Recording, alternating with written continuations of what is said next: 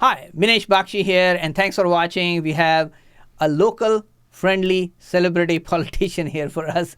Anyway, my friend is Dave Henderson. Dave, welcome. Hello, thank you. Yeah, now most of you might know that Dave is currently a Troy City Council member, and he's also running for mayor of Troy as well. And he has been in the city council for, I would say, about 8 years. 8 years. Exactly. And he got elected 8 years ago, and I've known him for pretty much as long anyway. And he's going to share a little bit about him, what his accomplishments in the city council are, and why is he running for mayor. So let's just get to know Dave here. So Dave, tell us a little bit about your background. You've been a Troy resident for a while, correct? Yes, I was born, and thank you for having me on the program here. I was born in 1961 in Troy. Oh, okay. So I've been here my entire life. Wow. My sister lives in the house, my childhood home. Right.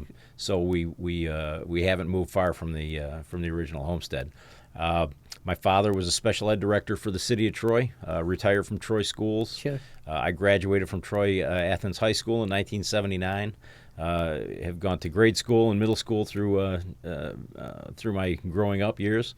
I spent a lot of time in the city of Troy, in the farmlands, playing around, catching pheasant and there were no such big beaver complexes, right? No, there were no. The development was nil when I was younger. Sure.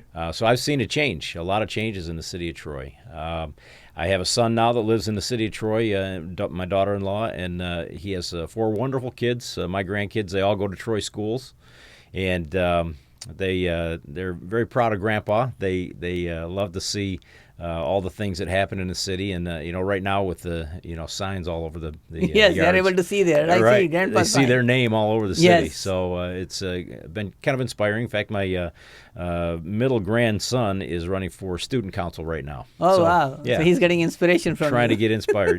Yeah. So. Well, that's good. Obviously, you've been married for a while. Yeah, Kelly and I have been married 37 years. Congratulations. Thank you.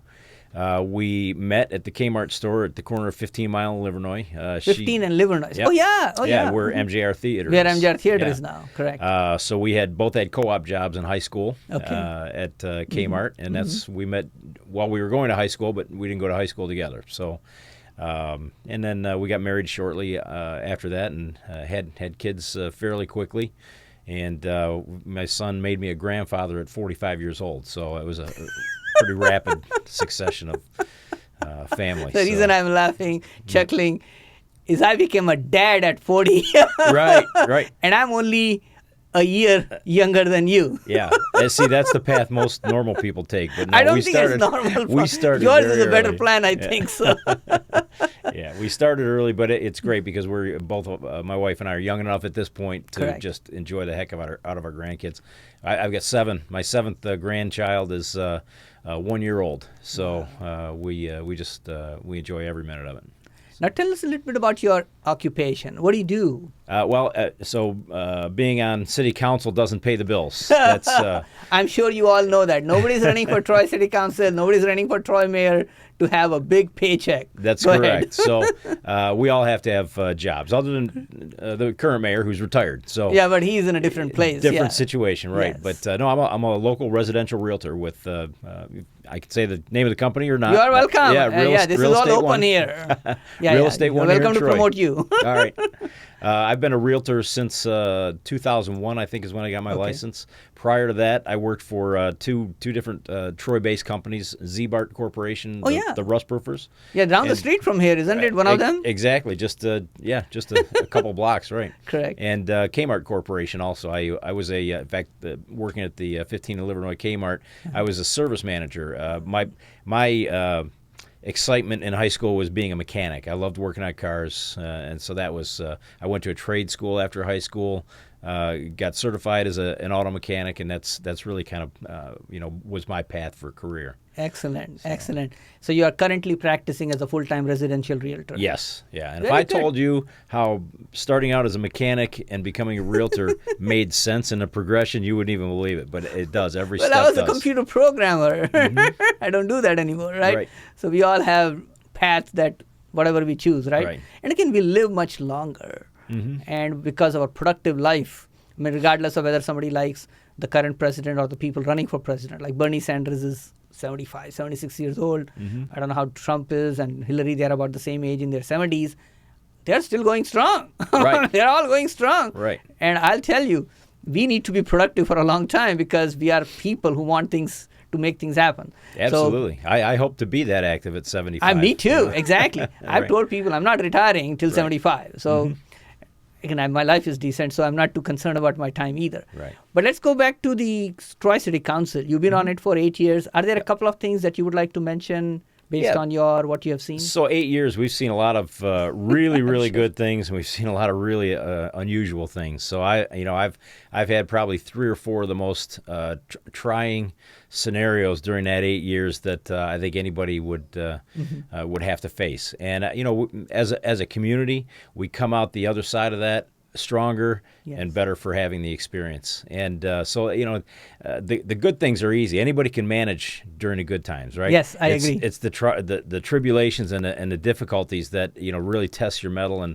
and makes you who you are. And so we've had a few of those things. But the good things, when I first got on council, I was told that we had about $200 million in funds that was in our retirement funds for our employees. Correct. And it was in a kind of probably a bad terminology, but a stock pickers group. Essentially, they had a board, and this board would investment club or whatever. Right. That's kind of what it is. Pretty loose.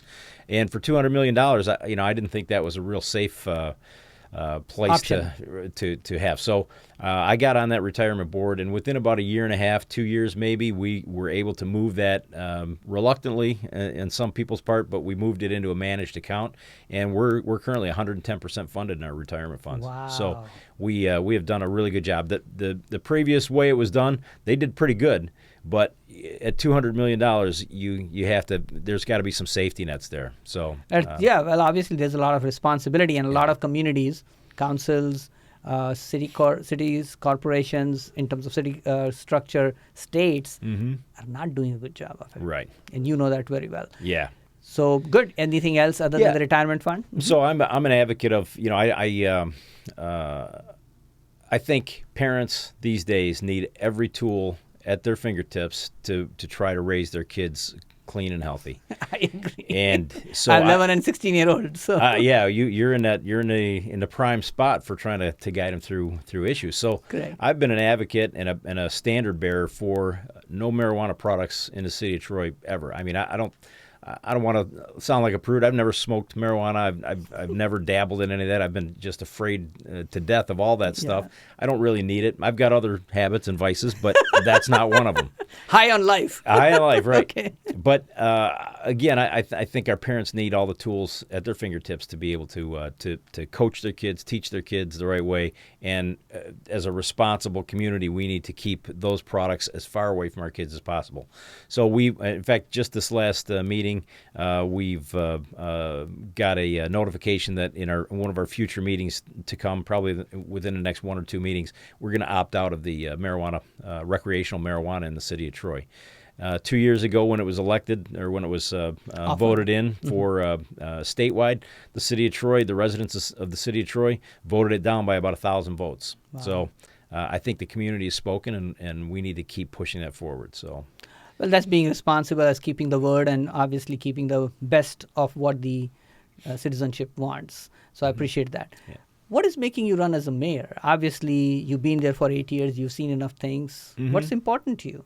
Well, again, I raised here, born here. I've spent a lot of time in this community. My family, is intertwined in this community pretty heavy, and I owe it to my grandkids and my kids to stay in tune with the city and to make this the best place it can be. I don't have any interest whatsoever in going to the state, being partisan politics. You're not running for any major. I'm not running for anything. This is it for me. I mean, if I win, that's great, and I'll keep doing the great things that I know this city can do for the next few years. I know we've got a lot of development issues in front of us, and I plan on spearheading some things with our master plan that will make that a little bit more of a clearly defined document so that we can have some more specificity in terms of what our developers can and should do, and what our residents can and should expect. So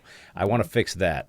What do you think is like maybe a confusing item, or maybe an item of importance that might be coming up for a mayor to make decision in the next 4 years, or whatever you think is going to be there, that you have a certain stand or issue that people need to know what you want to communicate to them? Yeah, I think the development piece is big. I mean, people.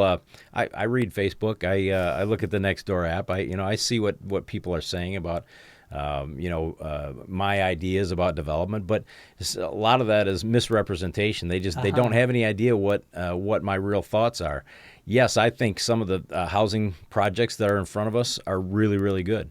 Do I think that every one of them needs to be approved? Not necessarily, but it's a fine line between taking one of those projects, looking at the details, testing it against the law, and then approving or denying that application, because we get into a lot of hot water if we step out of the line with law, and now all of a sudden we have lawsuits. We have more lawsuits that come our way than people can imagine. So, well, I'm sure disgruntled people, or for whatever reason, they have an issue with whatever the position of this city council or the planning and the zoning and everything else is there. Right. So I can understand that as well.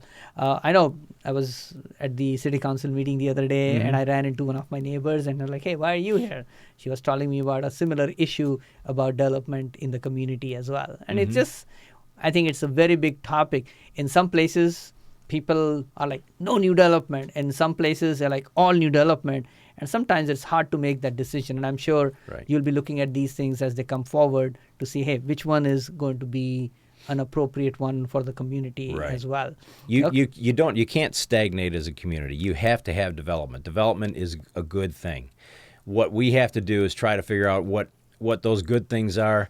And when we're charged with trying to pick winners and losers in terms of the development that comes in, that's a very difficult position for 7 individuals to have and agree upon. Yes, exactly. So we need that document. Our master plan has to be a better document. It has to clearly define where we're heading as a community in the future. It's pretty hard, because here is what happens to all of us. And again, I'm guilty of this just like everybody else is.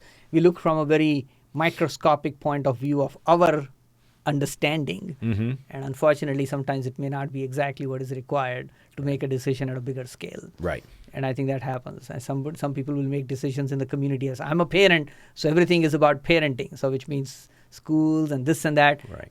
I'm a parent as well, but some people are like, hey, I'm the business owner in this area, so no, from that perspective. So it's just interesting to have those many different groups from their viewpoints, and then come up with something that will satisfy everybody. Well, our interests as adults change over time. So, like you said, when you have a 5-year-old child or a 16-year-old child, your sphere of influence is different. Your the activities you're involved in are different. Everything is different. So we have to evolve as individuals and as a community. Well, it's not going to be too long, less than a month away, that we'll have the elections here. My wife has an advent calendar to counting down the days. 26 days, I think. 26 days. Okay, so you are there. Well, I definitely wish you the best. Dave, I appreciate you stopping by. Any last word that you want to give? No, I just thank you for allowing me to be on the show, first off. But thank you, citizens of Troy, for allowing me 8 years of service to the community. It's been entertaining, educational, fun and frustrating all at once, and I look forward to serving more. If that doesn't materialize, then I look forward to still being a steady part of this community. Contributing member of the society. Exactly. Yeah. Thank you, Dave, for being here. Thank you. I appreciate you folks watching. You got some good information there, and I'm sure you'll take active participation in the local politics. Bye-bye. Good.